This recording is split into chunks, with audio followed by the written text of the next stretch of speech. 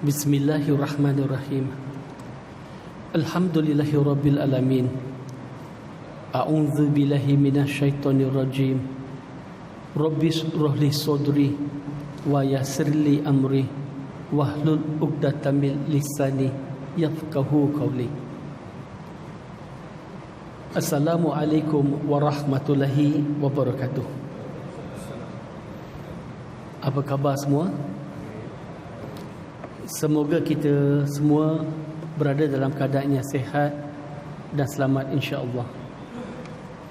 Baik, untuk tazkirah Jumaat pada hari ini, insya-Allah saya bercadang untuk berkongsi bagaimana kita nak menerangkan tentang Islam, khususnya kepada yang bukan beragama Islam. How to explain about Islam. Dan walaupun spesifiknya saya sebut nak menyampaikan Islam kepada non-Muslim, tetapi penerangan ini juga sangat-sangat sesuai bila kita sampaikan kepada sesama Islam, khususnya generasi muda pada hari ini, dalam mereka mahu beragama, pelbagai persoalan yang akan ditanya. Satu contoh, bila saya terlibat dalam dialog antara agama, ada antaranya bila wakil Islam yang berada dalam dialog antara agama, bila mengupas sesuatu isu, penyampaiannya insya-Allah ilmunya cukup bagus, cukup tinggi, tetapi dari segi penerangan itu lebih sesuai untuk sesama Islam. Tetapi bila dalam interfaith ni ada ramai non-Muslim audience, mereka biasanya dengan penerangan yang disampaikan tak berapa meyakinkan mereka. Sebagai contoh, kalau kita menerangkan Islam kepada sesama Islam, kalau sesama Islam, apa yang mereka nak tahu ialah what and how. Apakah perkara itu dan macam mana kita nak lakukan atau laksanakan. Itu kalau sesama Islam. Tetapi kalau dengan non-Muslim ataupun orang yang ada tanggapan-tanggapan yang silap tentang Islam sebagai contoh, mereka lebih berminat nak tahu what and why. Apakah benda itu dan kenapa begitu, kenapa begitu. Kalau dengan orang Islam, dia lebih kepada how. Tetapi kalau dengan non-Muslim, dia lebih kepada why. Saya bagi contoh. Saya pernah terlibat dalam satu dialog antara agama dan saya dijemput sebagai moderator. So saya jadi moderator. Dan panel-panel yang ada pada waktu itu, ada yang beragama Islam, seorang ustaz, ada daripada agama Kristian, daripada agama Buddha, daripada agama Hindu. So daripada agama lain, mereka akan ceritakan tentang amalan puasa ikut agama mereka. Sampai kepada yang Islam, dia lebih ceritakan kepada apakah puasa, apa ini, apa itu dan sebagainya, tetapi tidak mengambil kesempatan menyampaikan apakah kepentingan berpuasa. Why kita kena fast? Why fasting ni memberikan manfaat kepada kita sebagai contoh. Ataupun sebagai satu contoh yang lain, kalau orang Islam yang tanya kepada kita tentang solat, orang Islam, bererti dia nak tahu macam mana nak dirikan solat, apa yang perlu dibaca dalam solat, tajwid dia dan sebagainya, apakah rukun-rukun solat dan sebagainya, apakah perkara-perkara yang membatalkan solat. Itu yang dia nak tahu kalau orang Islam. Tetapi kalau dengan non-Muslim, dia tak berminat dengan tu. Dia lebih berminat kenapa kena solat. Tak kebuang masa solat ini 5 kali sehari pula tu, mengganggu kerja kita. Kalau kita ni student, exam big lagi, kena solat, mengganggu konsentrasi kita nak belajar, nak buat ulang kaji. So dia nak tahu ialah why. Okay, sekarang kita ambil contoh. Dan pada hari ini, insya-Allah saya akan cuba fokus dalam rukun Islam, 5 rukun Islam. Yang pertama ialah syahadah. Bila nak ceritakan tentang syahadah kepada non-Muslim ataupun mu'alaf yang baru masuk Islam, baru ucap 2 kalimah syahadah, saya akan menyampaikan kepada mereka bahawa syahadah dalam Islam ini adalah satu persaksian, satu perjanjian. Ini adalah perjanjian tanpa kertas. It is a paperless agreement, an agreement between us and our Creator, di mana kita berjanji, kita buat satu akuan tidak ada Tuhan yang layak disembah melainkan Allah, dan Nabi Muhammad adalah pesuruh Allah. Itu perjanjian kita dengan Tuhan. Dan dalam masuk perjanjian ini, bila kita mengucap 2 kalimah syahadah, kita memeluk Islam sebagai contoh, kita tidak akan menyembah sesiapa pun, tidak akan menyembah satu apa pun kecuali Tuhan yang mencipta seluruh alam semesta. We worship none except Almighty God. Dan kemudian bila kita mengakui bahawa Nabi Muhammad sallallahu alaihi wasallam adalah pesuruh Allah, adalah seorang nabi, seorang Rasulullah sallallahu alaihi wasallam, maka kita akan lakukan sebaik mungkin untuk mengikuti teladan, tunjuk ajar, bimbingan, perintah yang dibawa oleh Nabi Muhammad sallallahu alaihi wasallam. Dan kalau macam mu'alaf yang baru masuk Islam, saya akan tambah sedikit lagi. In order to be a Muslim, dalam nak memeluk agama Islam, tidak ada paksaan. Tak ada siapa-siapa boleh paksa. Selagi kamu belum yakin, jangan masuk Islam dulu. Kalau ada apa-apa persoalan, tanya dulu. Biar anda betul-betul jelas, anda betul-betul faham, anda betul-betul yakin dengan agama Islam, baru anda memeluk agama Islam. Dan bila kita sudah memeluk agama Islam, tidak ada keluar lagi. Dia adalah umpama kita masuk highway. Bila kita sudah masuk highway, dia tak boleh nak U-turn dekat tengah-tengah jalan. Dia kena sampai ke tol satu lagi. Dan dalam agama Islam ni, tol satu lagi sampai ke akhir hayat kita. Dan bila daripada awal lagi kita dah bagi tahu, bila dah memeluk agama Islam, tak ada lagi U-turn tengah-tengah jalan. So dia pun fokus untuk menjadi seorang Muslim seumur hidup dia, insya-Allah. Ini cara ringkas tentang syahadah. Tetapi yang lebih utama daripada syahadah yang kita nak fokus pada hari ini ialah tentang solat. Bila kita cerita tentang solat, kita akan bagi tahu dengan orang-orang non-Muslim, dalam agama Islam, solat adalah diwajibkan 5 kali sehari semalam. Dan dalam bahasa Inggeris, bila kita sebut solat, kita akan sebut pray. Sekarang ni bila kita sebut pray ataupun prayer, non-Muslim kadang-kadang salah faham dengan perkataan prayer tu. Sebab ada sebahagian non-Muslim memahami prayer dengan cara yang lain. Pernah ada seorang Kristian, dia tanya soalan kepada saya, kenapa dalam agama Islam, why in Islam you only pray 5 times a day? Dalam hati saya kan, saya terkejut dengan soalan dia. Kenapa awak kata why only 5 times a day? Kalau orang Kristian kebiasaannya, mereka pergi ke gereja, you pray only once a week. So saya fikir balik, kenapa dia tanya soalan macam tu? Akhirnya baru saya faham. Yang dia maksudkan dengan pray tadi tu adalah supplication, doa. Sebab prayer dalam bahasa Inggeris juga boleh bermaksud kepada doa. So dia ada tanggapan orang Islam ni hanya doa 5 kali sehari. So saya kata no. Dalam agama Islam, kita doa sepanjang waktu. Kita bangun daripada tidur, kita doa. Nak masuk tandas, kita doa. Keluar daripada tandas, kita doa. Mandi, kita doa. Nak masuk rumah, doa. Keluar daripada rumah, doa. Nak makan, kita doa. Habis makan, kita doa. Nak pakai baju, kita doa. Nak memandu kereta, kita doa. Sepanjang masa kita berdoa. Tetapi yang kita maksudkan, the 5 prayers ni, itu adalah solat. Dan kita explain pada dia apa maksud solat tadi. Dan kemudian saya akan bagikan gambaran pada dia how as a Christian you go to the church, for example, once a week. We do that 5 times a day. Boleh faham ya? Okey.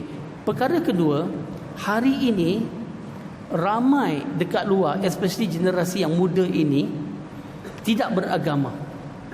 Kita sebenarnya bukan berdepan dengan orang agama Kristian, orang agama Hindu dan sebagainya, tidak.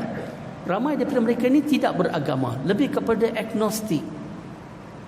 Tidak pasti Tuhan wujud atau tidak wujud. Mungkin Tuhan tak wujud, atau mungkin ada satu kuasa tapi mereka tidak mahu beragama.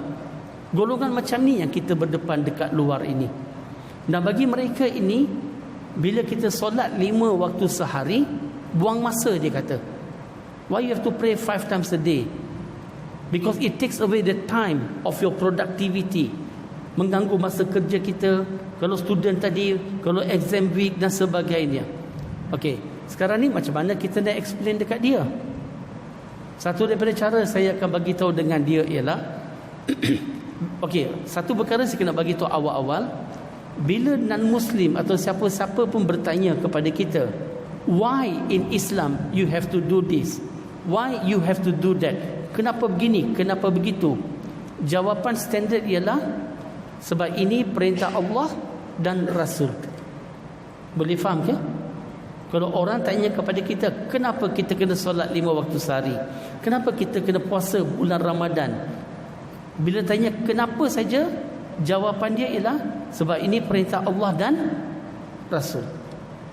Jangan pakai logik akal. Kenapa ini, kenapa itu. Sebagai contoh supaya kita faham. Kalau non-Muslim tanya kepada kita, kenapa dalam agama Islam kita tak boleh makan khinzir, tak boleh makan babi? Kalau kita jawab sebab babi ini kotor, sebab babi ini ada penyakit, nanti dia kata kita bela babi daripada kecil lagi, hari-hari kita mandikan 5 kali sehari, kita jaga kebersihan dia, hari-hari kita bagi dia antibiotik, kita pastikan tidak ada penyakit apa-apa. Bila babi ini sudah pun dewasa, kita sembelih babi. Ya, babi boleh disembelih, ada leher ya, ada. Okey, kita sembelih babi ini. Kamu makan tak sekarang? Ingat, kalau kita jawab kita tak makan babi sebab dia kotor, sebab dia ada penyakit, ada telur cacing pita, masak macam mana pun takkan mati sebagai contoh.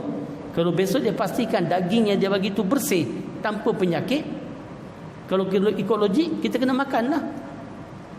Boleh faham maksud saya? Jadi kalau orang tanya kepada kita soalan, kenapa dalam Islam begini, kenapa begitu, kita jawab standard, ini perintah Allah, ini perintah Rasul.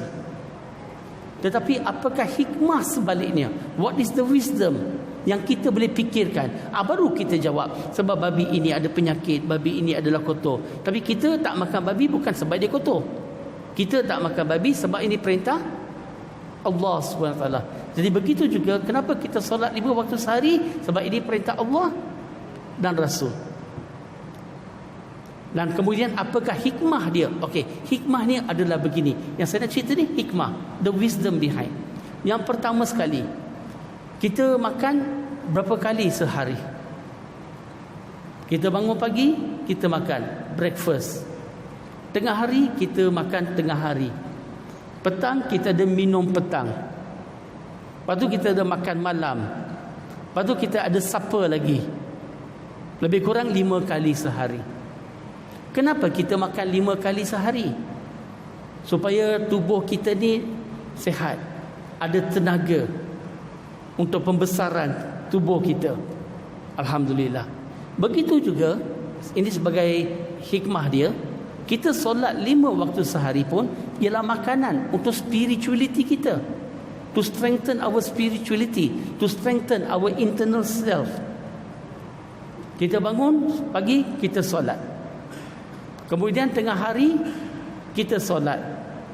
Kemudian habis kita kerja, petang kita solat. Dah sampai rumah, sunset, kita solat. Sebelum tidur kita solat Isyak. Boleh faham maksud saya ke? Tapi kenapa kita solat? Ini perintah Allah dan Rasul. Lepas itu saya akan tanya dia balik. Kalau kita ni ada exam week, sibuk dengan exam, ataupun kita sibuk dengan kerja kita, Ada tak kita bagi tahu dengan tubuh badan kita, aku ni sibuk hari ini, tak ada masa nak makan.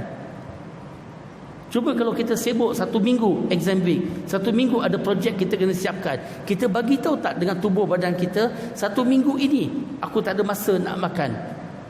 Kita bagi alasan tak cukup masa, mengganggu aku nak belajar, mengganggu aku nak kerja, so tak payah makan. Boleh jawab, mana boleh, nanti kita mati, nanti kita lemah, kita pun tak boleh nak tumpu dalam kerja. Begitu juga orang Islam, kita solat 5 waktu sehari, dia memberikan kita stamina, but our spiritual stamina, supaya kita boleh kerja dengan lebih lagi.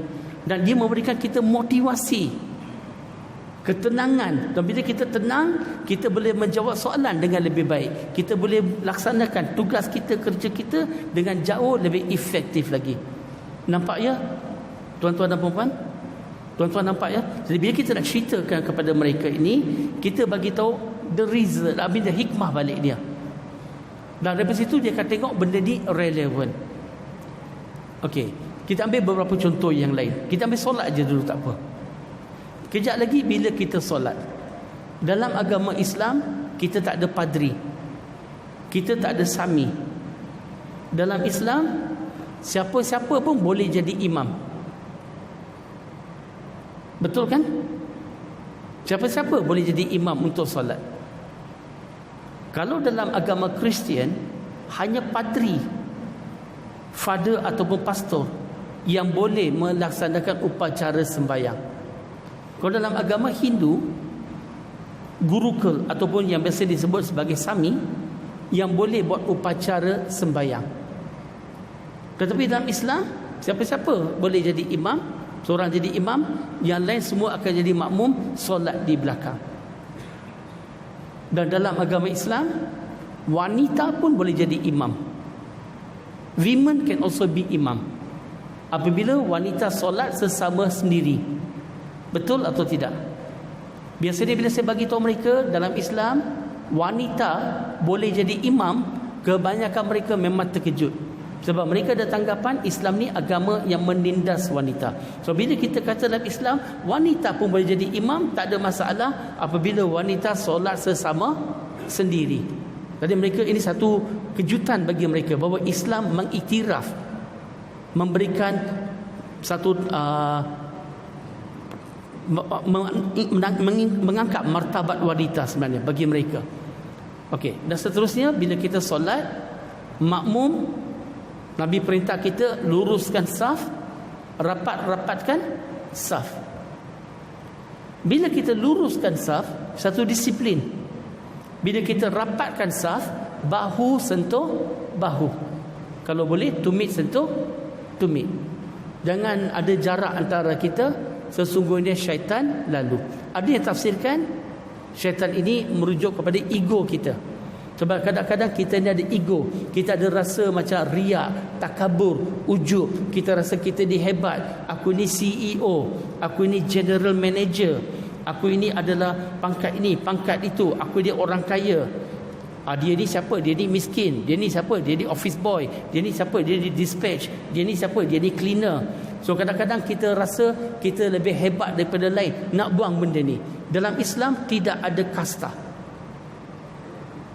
Tak ada seorang pun lebih mulia daripada orang lain kecuali kerana ketakwaan. Dalam surah Hujurat, surah 49 ayat nombor 13, Allah Subhanahu Wa Taala berfirman yang bermaksud yang mulia di sisi Allah adalah orang yang bertakwa. Yang Allah lihat ketakwaan kita, iman kita. Bukan lihat kita punya status, pangkat kita apa, harta kita berapa banyak, warna kulit kita apa dan sebagainya. Tidak. So dalam Islam tidak ada kasta. So kita rapat-rapatkan saf. Dan bila imam berdiri, semua berdiri. Imam rukuk, semua rukuk. Imam sujud, semua sujud. Dan dalam Islam bila kita rukuk, bila kita sujud, sujud ini kita letakkan kepala kita, anggota badan yang paling mulia, kita letak atas lantai, tempat kaki pijak, menunjukkan di hadapan Allah Subhanahu Wa Taala we are nothing. Kita ni tak ada apa-apa pun di hadapan Allah Subhanahu Wa Taala. Dan dalam Islam ni Kita sama-sama laksanakan perintah semua. Dan kemudian bila sujud, tak kiralah dia ni adalah Perdana Menteri ke, dia adalah agung ke, sultan ke, kita semua sujud sama-sama, rukuk sama-sama, sujud sama-sama. Tidak ada kasta dalam agama Islam.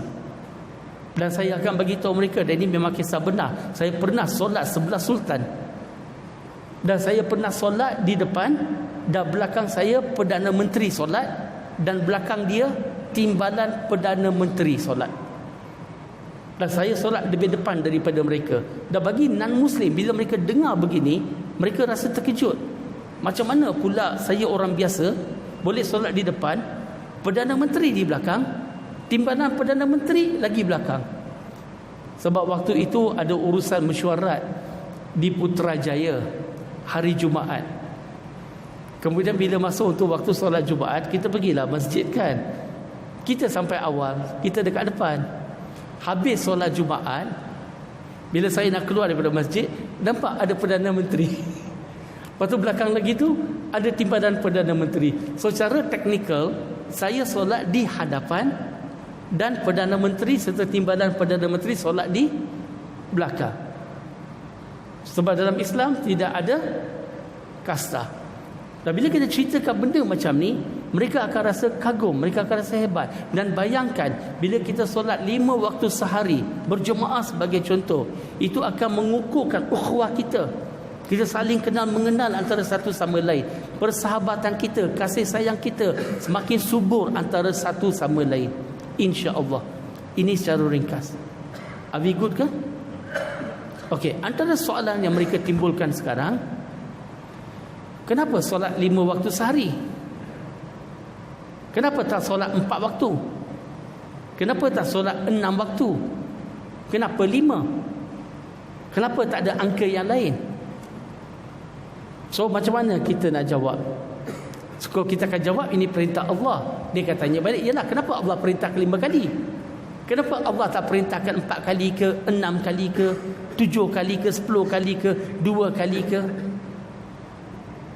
Okey. Kalau kita dengan sesama Islam, kita akan jawab tentang Isra Miraj, bagaimana daripada 50 kali dikurangkan sampai jadi 5 kali. Itu dengan orang Islam. Tetapi dengan non-Muslim berbeza. Kalau dengan non-Muslim, saya akan jawab begini. Okey, Allah perintahkan kita solat 5 waktu sehari, suka hati dia lah. Suka hati dia. Nak sebut berapa pun. Sekarang ni Allah memang akan sebut satu angka. Dia akan boleh sebut 5 ke, boleh sebut 4 ke, boleh sebut 6 ke, boleh sebut 10. Katakan dia sebut 10, anda akan tanya kenapa 10. Kalau bagi 4, anda akan tanya kenapa 4. Tapi mesti ada satu angka kan. So my question to you is, why not? Dia tanya kenapa 5 kali. So saya kata, why not? Kenapa tidak 5 kali? Suka hati Allah lah. Are we good kan? So whatever pun mesti ada satu angka. Anda akan tanya kenapa itu? Suka hati Allah lah nak bagi berapa. Dan Allah yang mencipta manusia, Allah lebih tahu berapakah jumlah yang paling sesuai untuk kita. What is the optimum number? Bukan nak maksimum, bukan nak minimum, but the best, the optimum number, insya-Allah. Are we good? Boleh? Okey, kita teruskan pula dengan rukun Islam yang berikutnya. Kita ambil puasa sebagai contoh. Cerita tentang puasa ini, dalam bulan Ramadan, puasa diwajibkan kepada kita orang-orang Islam. Kenapa kita berpuasa? Kadang-kadang bila saya masuk interfaith talk, wakil daripada Islam akan cerita, dalam Islam ni bila kita puasa, sebabnya ialah supaya kita ni orang Islam, orang kaya, boleh sama-sama merasai kelaparan dan dahaga orang-orang miskin. Sebab dalam bulan Ramadan, waktu siang, tak kira kaya ke, miskin ke, semua puasa sama-sama. Tak boleh makan, tak boleh minum. Tetapi bagi saya kurang setuju dengan jawapan itu. Saya kurang setuju. Bagi saya, bukan sebab itu kita berpuasa. Itu antara manfaat yang ada. Saya tak nafikan manfaat tadi. Tetapi kenapa kita berpuasa dalam bulan Ramadan? disebut dalam surah Al-Baqarah, surah nombor 2 ayat nombor 183, di mana Allah Subhanahu wa taala berfirman yang bermaksud, wahai orang-orang yang beriman, puasa adalah diwajibkan atas kamu seperti mana ia telah diwajibkan kepada umat-umat terdahulu. Moga-moga kamu peroleh takwa. Jadi bagi saya, kenapa kita berpuasa di bulan Ramadan? Sebab ini perintah Allah dan Rasul. Tapi apakah tujuannya? Untuk memperoleh takwa. The main reason kita puasa ni untuk meningkatkan takwa kita. Itu main reason kita. Yang lain-lain tu sampingan. Untuk merasai kelaparan, kedahagaan orang-orang miskin, itu sampingan. Dalam bulan Ramadan, supaya kita boleh kuruskan badan kita, bertambah sihat badan kita, itu sampingan. Tak salah, benda tu tak salah, tetapi sampingan, bukan sebab utama. Sebab utama takwa. Sekarang ni bila tentang puasa ini, kepada non-Muslim saya akan bagi tahu, dalam agama Islam bila kita berpuasa ni ada 3 tahap.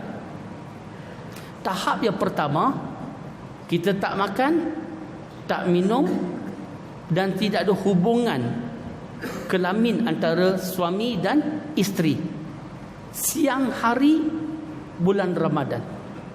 Itu the very basic. Tak makan, tak minum dan tak ada hubungan antara suami isteri. Dan saya akan tanya kepada mereka, makan benda yang halal dalam Islam, minum benda halal dalam Islam, hubungan antara suami dan isteri benda yang halal. Benda yang halal pun dilarang waktu siang hari, apalagi kalau perkara itu haram. Dan bila kita dapat melaksanakan tidak makan, tidak minum waktu siang hari dengan baik, dan kita upkan lagi puasa kita, kita tingkatkan lagi. Puasa tahap kedua ialah puasa mata kita, puasa mulut kita, puasa telinga kita, puasa tangan kita, puasa kaki kita. Jangan lihat benda yang tak elok, jangan mengumpat, jangan memfitnah, jangan berbohong, jangan cakap benda yang tak elok, jangan dengar gosip orang lain, jangan buat benda-benda tak elok, jangan pergi ke tempat-tempat tak elok. Itu tahap kedua. Nah, insya-Allah bila kita dapat buat dengan baik, insya-Allah kita naikkan lagi tahap puasa kita. Dan tahap ketiga ni bukan mudah, iaitu puasa fikiran kita, akal kita. Kita jaga akal kita dengan baik. Dalam bulan Ramadan, waktu siang hari, kita tak nak fikir benda-benda yang tak elok, tak nak fikir benda-benda yang negatif. Selalunya fikiran kita ni mudah melayang, macam-macam tempat boleh pergi. Tapi bulan Ramadan ni kita nak fokus untuk beribadah, meningkatkan ketakwaan kita, insya-Allah. Itu yang pertama. Yang keduanya, bila kita sebut tentang bulan Ramadan kita berpuasa, non-Muslim kadang-kadang ada gambaran Islam ni agama yang kejam. Kesian, ada orang tak mampu puasa, ada orang yang sakit, ada orang tua, tetapi Islam ni paksa mereka berpuasa. Dan gambaran yang mereka dapat seperti ini salah daripada segelintir orang Islam sendiri. Sebab ada orang Islam kita ni dalam bulan Ramadan, waktu siang hari dia jadi zombie. Tahu zombie? Kalau kita pergi dekat pejabat, katakan pukul 12 tengah hari dekat kaunter, kita bagi salam tengah tidur, bagi salam kali kedua, dalam hati tak tahu ke orang tengah puasa. Bagi salam ketiga, dia pun bangun. Kita bagi salam, Assalamualaikum, dia pun jawab, Waalaikumsalam. Lepas tu nak jalan, nak ambil fail pun macam zombie. Ini saya pernah saya melalui seorang lelaki muda, dalam 20 lebih je umur dia, 20 lebih. Tengah tunggu lift, sama-sama tengah tunggu lift. Pukul 2 macam tu, selepas Zuhur. Dan dia pun tengah macam mengeluh.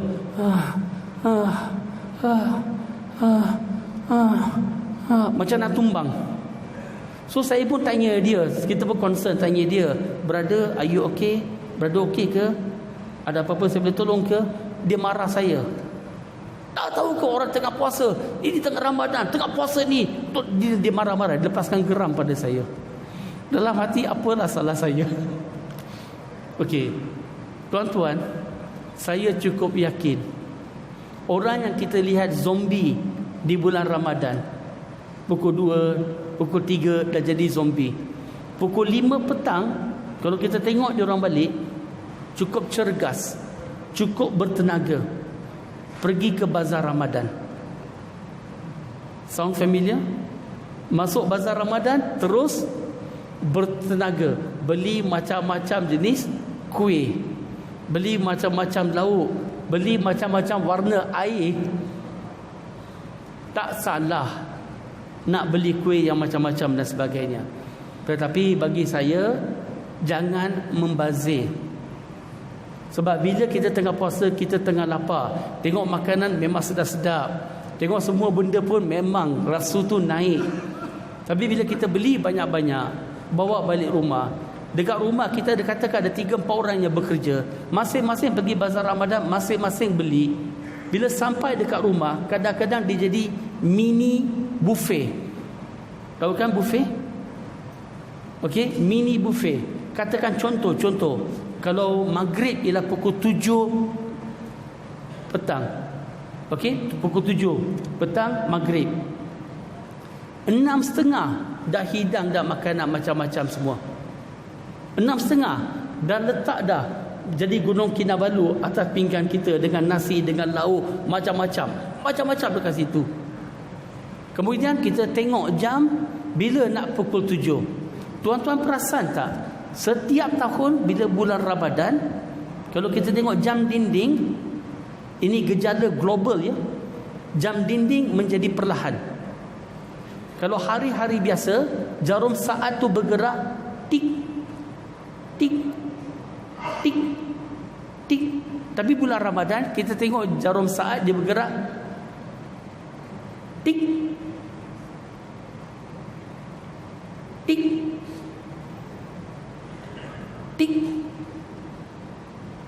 Lepas tu kita dah tunggu lama dah.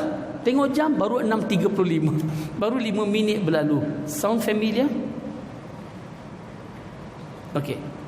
Bagi saya dalam bulan Ramadan, yang pertama, bila kita nak berbuka puasa, makan seperti biasa.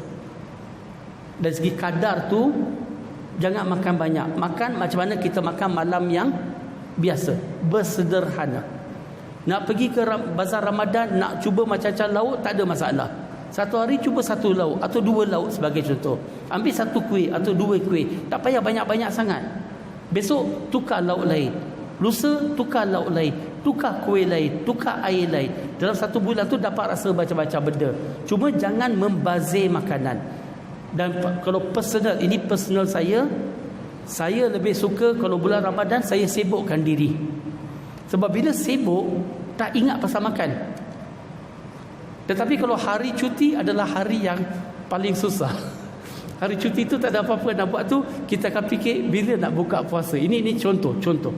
Okey. Dan seterusnya ialah saya akan susun jadual saya supaya habis kerja dan sebagainya sampai dekat rumah tu just nice masuk waktu untuk berbuka. Tak payah tunggu lama-lama sebagai contoh. Dan kemudian saya lebih suka ambil wuduk lebih awal-awal. Berbuka puasa tu ala kadar sikit je dulu, bukan dengan kurma minum air sikit dan sebagainya. Solat maghrib, lepaskan solat maghrib dulu. Saya suka macam tu. Dah habis solat maghrib, baru makan malam. So saya boleh makan malam dengan tenang, tak mengejar masa. Dan makan ala kadar, sederhana. Kalau kita makan terlalu kenyang, takut kita jadi macam ular sawa. Nanti dah solat isyak, nak solat tarawih pun tertidur-tidur dan sebagainya. Okey, saya tengok masa kita pun dah nak habis dah. Saya dah tambah sikit untuk Ramadan ini. Tuan-tuan, bila bulan Ramadan kadang-kadang kita boleh jadi baik. Tetapi bila masuk je Syawal, merdeka, jadi syaitan balik. Sepatutnya 1 bulan Ramadan Kita membina ketakwaan kita. Masuk je bulan Syawal, bukan jadi syaitan balik. InsyaAllah kita istiqamah dengan iman dan takwa yang kita ada untuk 11 bulan yang akan datang. Dan kemudian bila Ramadan satu lagi, tingkatkan iman dan takwa kita. Lepas tu kita istiqamah. Dan sebagai pelari maraton sebagai contoh, orang lari maraton 42.4 km. Dan pelari maraton profesional, mereka akan berlatih sebelum pertandingan besar, mereka berlatih di kawasan gunung. Sebab di gunung ni, kawasan gunung ni oksigen nipis, tak banyak oksigen. Maka badan kita akan hasilkan lebih banyak sel darah merah, hemoglobin, supaya dapat menjerat lebih banyak oksigen. So bila mereka dah berlatih di situ, badan kita pun dah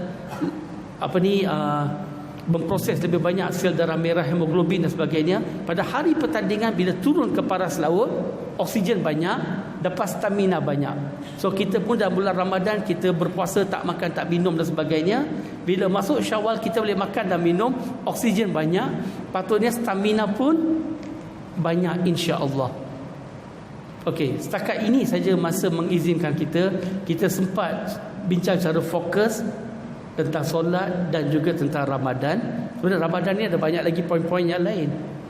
Okey, tetapi tak apa, ada rezeki, ada masa lain kali, insya-Allah kita boleh berkongsi. Dan juga yang menarik ialah tentang zakat dan juga tentang haji, insya-Allah. Dan apa yang kita nak sampaikan khususnya kepada non-Muslim, rukun Islam yang ada dalam agama Islam masih relevan hari ini. Masih relevan, masih diguna pakai. Dan bila kita solat ni 5 waktu sehari, dah kejap lagi kita solat Jumaat, tak ada kasta dalam Islam, tak ada racism. Tak kira kita ni daripada kaum apa pun, latar belakang kita macam mana pun, tapi bila kita solat sebelah menyebelah antara satu sama lain. So tidak ada kasta dalam agama Islam, kita semuanya bersaudara. Yang paling mulia di sisi Allah adalah orang yang bertakwa. Mudah-mudahan tuan-tuan yang dirahmati Allah Subhanahu Wa Taala, semoga kita dapat menambah ketakwaan kita, melaksanakan perintah-perintah daripada Allah Subhanahu Wa Taala dan menjauhi larangan-larangan daripada Allah Subhanahu Wa Taala, insya-Allah.